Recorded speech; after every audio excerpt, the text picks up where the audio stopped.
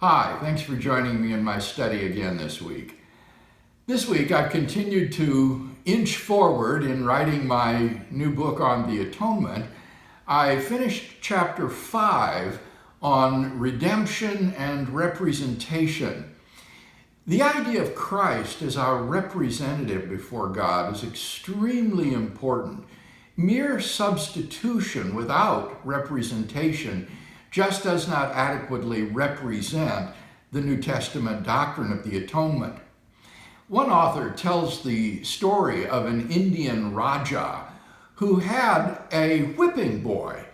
And whenever the young prince would do something wrong, rather than administer a spanking to the prince, they would bring in this whipping boy and he would be beaten instead of the prince for the things that the prince had done wrong.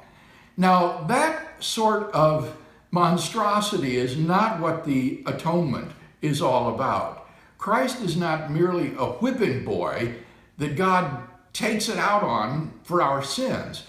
Rather, Christ is our representative. He acts on our behalf before God so that we are included in what he does. What our representative does, we do through him.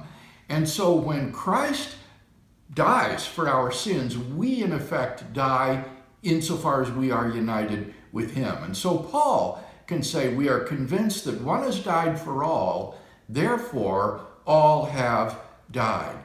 And so as our representative before God, Christ brings us before God in our sin and condemnation, pays the penalty for those sins so that we might be forgiven and freed.